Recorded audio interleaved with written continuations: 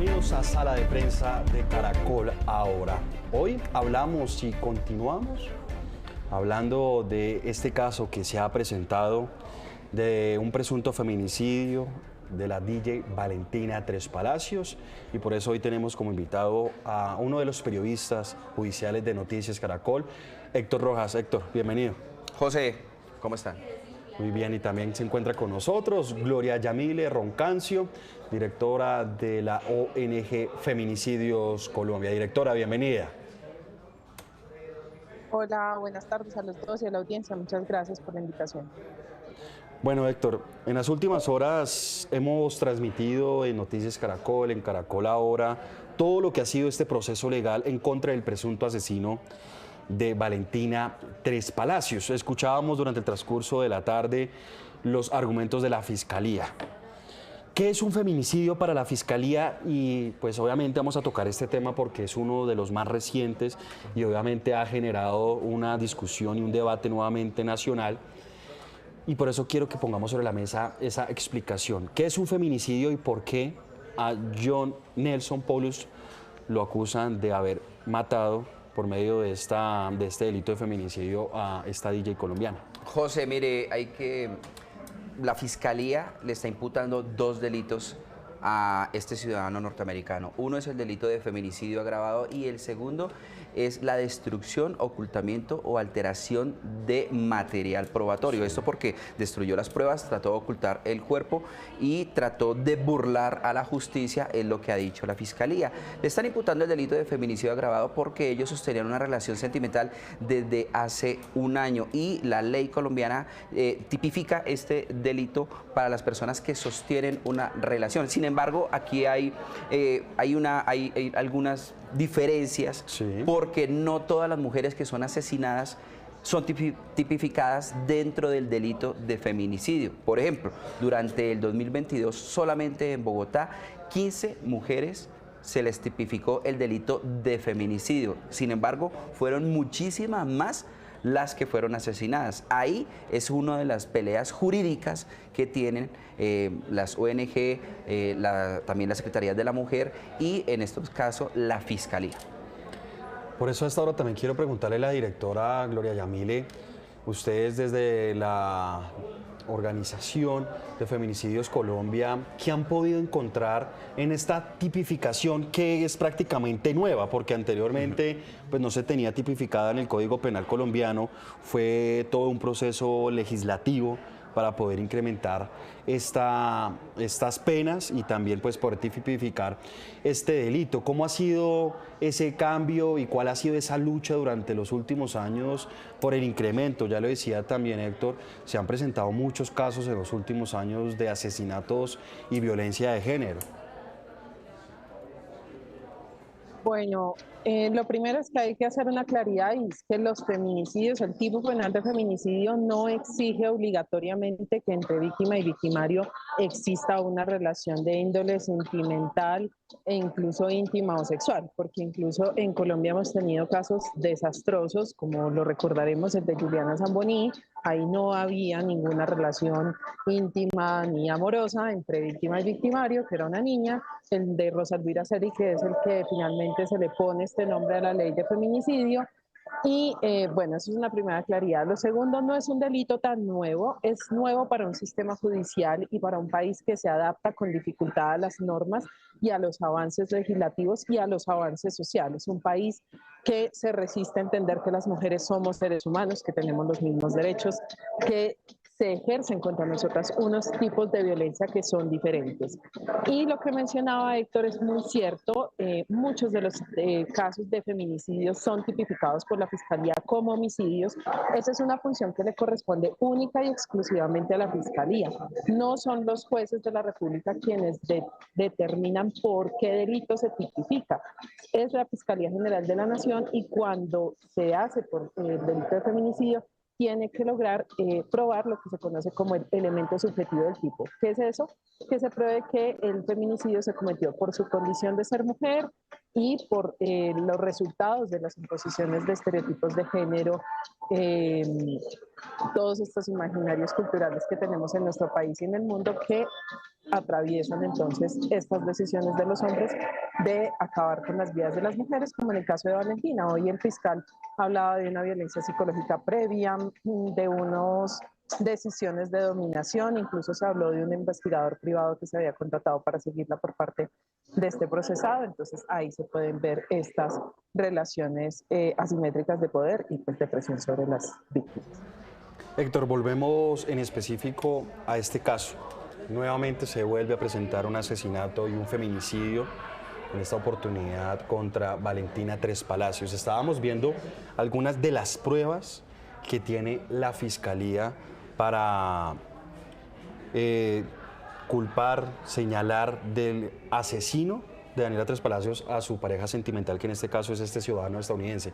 ¿Cuáles han sido esas pruebas que tiene en poder ustedes desde Noticias Caracol, pero también las autoridades?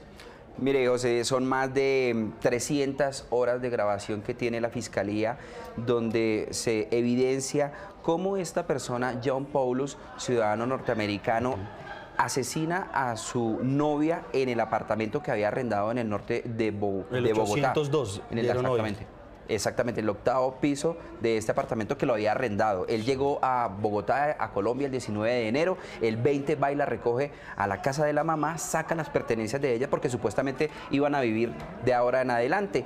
Y el día, la ventana de muerte que dice la Fiscalía es entre el sábado 21 sobre las 11 de la noche y la madrugada, el amanecer del día domingo 22 de enero.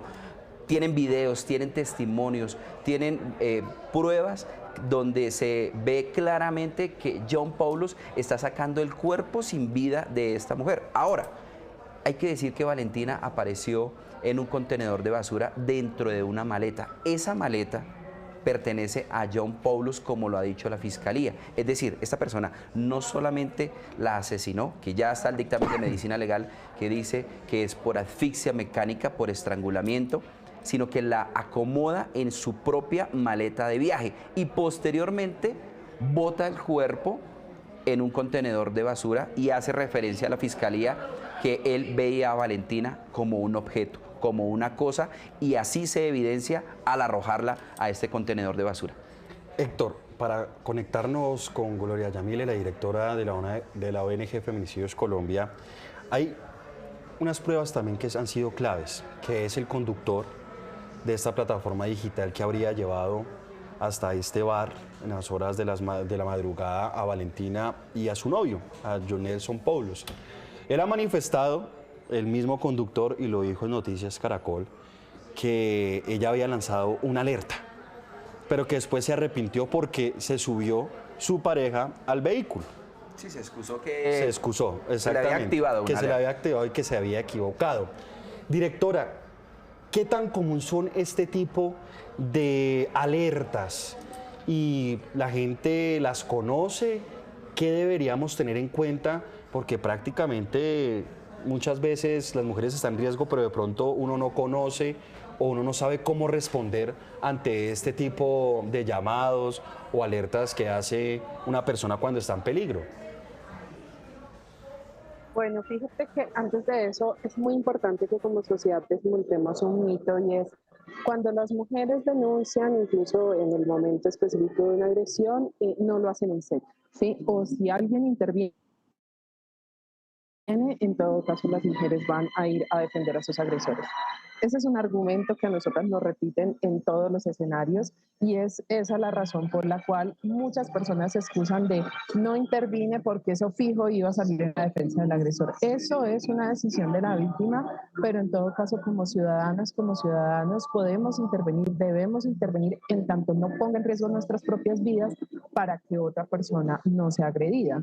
Ya las decisiones que se tomen dentro de una pareja, las decisiones que tome una víctima, eso es independiente porque hay que preservar la vida. Ahora, en relación con las alertas que se puedan, pues digamos, presentar dentro de aplicaciones, dentro de los carros, pues hay que creerle a las mujeres, hay que preguntar si están bien, hay que observar también pues las reacciones de los agresores. Si ella emitió una alerta pero después se arrepintió, ahí está claro el miedo pues, que generalmente o siempre sienten las víctimas por estos tipos controladores que tienen estos ejercicios de dominio que comúnmente le llaman celos, pero es que cada vez que se habla de celos, entonces se ponen entredicho qué hizo la víctima para que esta persona sintiera celos. Entonces por eso nosotras decimos que es mejor hablar de actos de dominación. ¿Qué podemos hacer como sociedad? Pues abrir los ojos, no ser tolerantes entre los hombres, ser capaces de llamarse la atención entre ustedes cuando cometen actos de violencia para que no lleguemos a los feminicidios. Es importante recordar, ustedes recordarán el año pasado estos videos que se filtraron de un hombre que estaba agrediendo a su pareja dentro de un ascensor y el amigo teniéndole la puerta del ascensor y ayudándole a agredirla. Eso es lo que pasa comúnmente, hay como una colaboración porque hay una creencia arraigada de que las mujeres, como lo dijo el fiscal, así es, somos cosas que somos propiedad de los hombres y en tanto cosas no tenemos derechos y en tanto cosas podemos ser destruidos y desechados como basura. Esa es la lógica que hay detrás de este tipo de feminicidios. Héctor, ya conocimos pues algunos de los testimonios de los familiares de Valentina Tres Palacios, pues que bueno, prácticamente manifestaban que no habían sospechas de que este hombre fuera agresivo, otros de pronto sí coincidían que era celoso. Pero después de que se conoció este asesinato, se ha conocido la audiencia, hoy se conoció un video de una periodista de un medio de comunicación, de Cable Noticias, que ha manifestado que prácticamente a ella la revictimizaron porque no hubo una respuesta oportuna por parte de las autoridades y también por parte de los psicólogos que la atendieron. Ana María Vélez. Ana María Vélez, exactamente, gracias Héctor por acordarme del nombre. ¿Qué denunció ella, qué dijo ella? Y desde su experiencia judicial, contémosle un poco a todas las personas que están conectadas en sala de prensa, ¿cuáles son esas denuncias, de pronto esas críticas que hacen las mismas víctimas al sistema judicial del país en estos casos? José, mire, y la doctora Yamile lo debe conocer de primera mano. Lo que más dicen las mujeres que han sido víctimas de violencia es que primero es muy difícil acceder a esa parte de colocar una denuncia, las barreras que hay, luego la revictimización, tienen que contar una y otra vez lo que les pasó y finalmente pues muchas veces no les creen. Ahora, si les creen y toman una denuncia, lo único que hace la autoridad es entregarle una hoja, un documento en el que le dice a esa persona, a ese agresor, usted no se puede acercar a ella en tantos metros. Y con ese papel ella supuestamente se tendría que entrar a defender. Es una hoja la que le entregan a esa mujer. No activan una ruta como tal para que esa mujer, proteger la vida de esa persona. Y en muchos casos hemos registrado que la persona ha denunciado que no le prestaron atención a las autoridades y que desafortunadamente terminaron asesinando. Directora, ¿qué tan difícil se ha convertido para las mujeres denunciar este tipo de agresiones por parte de sus parejas sentimentales? La dificultad se presenta en la decisión de denunciar, partamos de allí, justamente por lo que está narrando ella. Justamente porque los medios cada vez han puesto más el ojo en eso y en esto sí aprovecho para agradecerles porque de verdad Noticias Caracol ha sido el único medio que desde hace semanas, todas las semanas se está hablando de feminicidio permanentemente y eso es lo que necesitamos. Y lo que han venido cubriendo sus periodistas denunció, no la escucharon, no le tomaron bien la denuncia, no la atendieron, porque era migrante tampoco la atendieron. Y las mujeres estamos viendo las noticias y entonces, ¿cómo podría confiar una mujer para poder tomar esa decisión de denuncia si lo que está viendo en la televisión es que las que han tomado esa decisión pues han terminado siendo asesinadas? Eso por un lado. Y por el otro, hay una resistencia de la institucionalidad a entender que la violencia contra las mujeres es un asunto grave.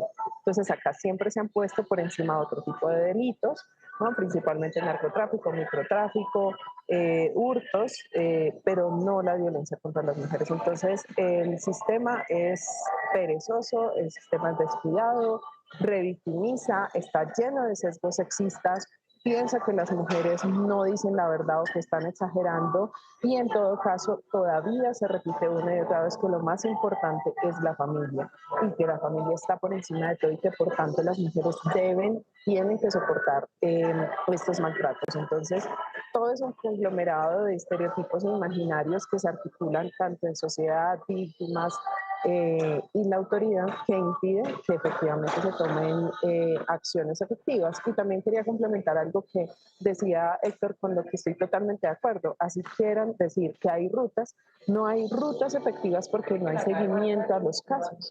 Entonces, no importa si reciben la denuncia, no importa si hacen una audiencia de medidas de protección, si no están siguiendo permanentemente los casos, si no le están preguntando a las mujeres si están seguras o no, si las mujeres avisan que están siendo perseguidas y no hay medidas de aseguramiento. Así que rutas, o lo que se llama una ruta, no tenemos. Héctor, ¿y qué tal si ponemos sobre la mesa? Porque, bueno, en muchas oportunidades y en la gran mayoría de oportunidades, las víctimas atacan a su pareja sentimental, en este caso a las mujeres. Pero si ponemos sobre la mesa el caso que también le hicimos seguimiento aquí en Noticias Caracol, y es cuando no pueden atentar contra la mujer, atentan contra sus hijos, que eso también es algo preocupante. Inclusive también denuncian que para este tipo de acciones, de este tipo de hechos, tampoco hay canales de respuesta oportunos y efectivos por parte de las autoridades en Colombia. Y es una de las estrategias que utiliza el agresor para intimidar a esa víctima. Así ella no lo va a dejar, así ella no se va a atrever a colocar un denuncio porque puede causarle el daño a sus hijos, o muchas veces también porque esa mujer depende económicamente de ese agresor, entonces no se atreve a denunciar. Si esa mujer denuncia, pues ya va a pensar, me quedo sin dónde vivir, sin qué comer, y también es una de las causales por las que muchas mujeres deciden callar y seguir aguantando tantos golpes por parte de los agresores. Directora, ¿qué tan cierto es esto y qué tan común ha sido este tipo de amenazas, de ataques contra los propios hijos de una relación?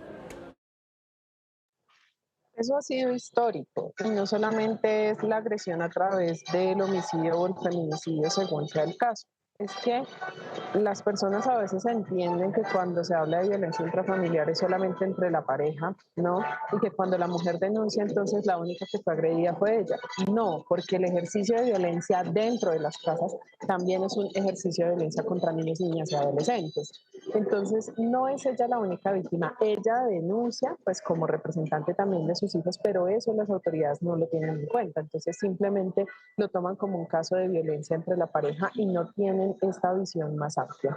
Ahora, no es totalmente cierto que las mujeres dependan económicamente de ellos. ¿Qué es lo que pasa? Las mujeres trabajan, las mujeres aportan a la casa, las labores de cuidado también son un trabajo, en todo caso. Pero ¿por qué las mujeres no es porque dependan, sino porque saben que ellas van a ser las que van a terminar huyendo, y todo lo que consiguieron con mucho esfuerzo se va a perder, ¿no? Se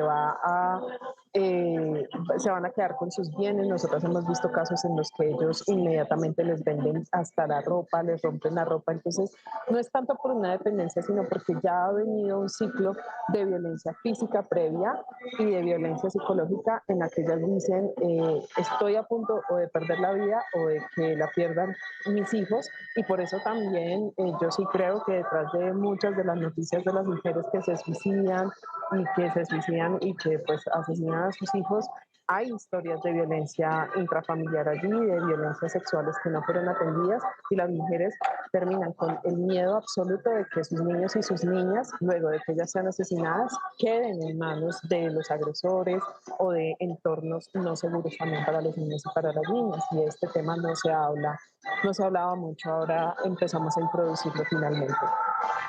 Dos consideraciones finales. La primera, Héctor, usted también ha sido testigo en todo este cubrimiento en temas judiciales, y es la situación actual de los jueces. Hay congestión judicial, muchas veces estas denuncias duran meses, años en poder de pronto ser analizadas o tomadas, así sea por un ente investigador. Engavetadas, ¿qué dice? Exactamente. ¿Qué tan común se está volviendo este tipo de prácticas? Es frecuente, mire, y uno de los reclamos que hacen las mujeres, y me lo han dicho a través de las redes sociales o personalmente, es, por ejemplo, ¿por qué le dan tanto despliegue al caso de la DJ? Si a mí me pasó lo mismo, me agredieron, me golpearon, ¿por qué de pronto este otro caso no?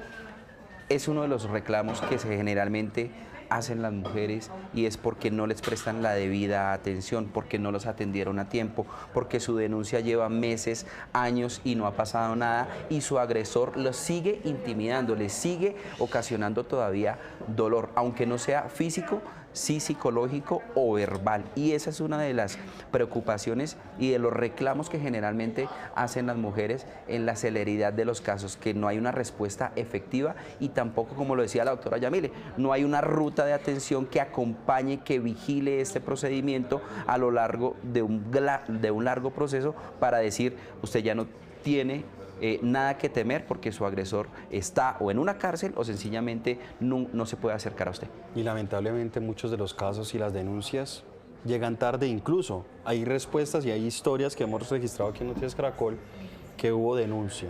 Hubo algunas de las medidas, pero no fueron efectivas. Alertas. Lastimosamente la persona es asesinada. Y hay quien responde si hubo denuncias, si hubo alertas, si habían pruebas.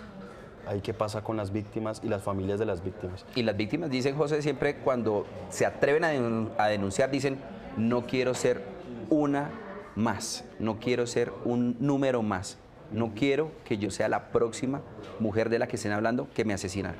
Directora, ¿qué debe hacer entonces el país, las autoridades, el gobierno, el Estado, las diferentes entidades para que no sigamos hablando de estos casos? Bueno, me conmueve mucho lo que dice Héctor porque también es una muestra de cómo el periodismo está cambiando. Me conmueve mucho porque sí, tanto ustedes como nosotras estamos cerca de mujeres que no sabemos en qué momento van a ser la siguiente noticia porque la autoridad no es juiciosa, porque no se destinan los suficientes recursos para atender la violencia contra las mujeres. También es necesario notar varias cosas. Uno, son muy pocos fiscales para abordar todos los casos de feminicidio. Hay fiscales que tienen a cargo, por ejemplo, en Magdalena, la misma fiscal tiene a cargo feminicidios, pero también tiene amenazas. Entonces, es una sobrecarga laboral muy difícil de manejar. Por el otro lado, la congestión judicial no permite que los tiempos de desarrollo procesal se atiendan debidamente, muchas veces por error judicial, pero también otras por esa congestión y porque los términos para procesar un feminicidio son los mismos que para procesar un delito común, por decirlo así. ¿Y qué debemos hacer? Pues la mentalidad tiene que cambiar, tiene que haber un cambio desde cada parte de la sociedad. Eso no es solamente que desde la primera infancia, no. En la edad que tengamos, tenemos que empezar a cambiar la conciencia sobre cómo vemos a las mujeres, cómo tratamos a las mujeres y cómo queremos que sea el país. Y a propósito que nombras a los jueces, yo estoy sorprendida, es la segunda vez que lo digo hoy, con cómo se ha desarrollado la audiencia de Valentina. Me parece que es irrespetuoso con el país, pero principalmente con las víctimas, que haya un fiscal que no enciende su cámara. El país no sabe quién es el fiscal que está presentando el caso. El juez no tiene una actitud debida. Esta audiencia debería estarse realizando de forma presencial para evitar cualquier tipo de problema. Se han denunciado fallas, yo no hablo inglés perfectamente, pero se han denunciado fallas sobre la traducción y la falta de rigor en la judicatura también es violatoria de los derechos de las víctimas, que de poco se habla de las víctimas dentro del proceso judicial. Así que nos queda un largo camino, pero creo que como país estamos cambiando y de la mano de los medios de comunicación, que son los que más impactan, seguramente poco a poco lo seguiremos desmontando. Directora, gracias por estar con nosotros en Sala de Prensa. A ustedes, muchísimas gracias por seguir haciendo esta labor tan rigurosa que es un homenaje a las víctimas. Héctor, gracias por estar con nosotros aquí en Sala de Prensa. Un gusto, José Miguel. Y a ustedes también gracias por estar conectados con nosotros. Continúen con toda la programación de Caracol Ahora.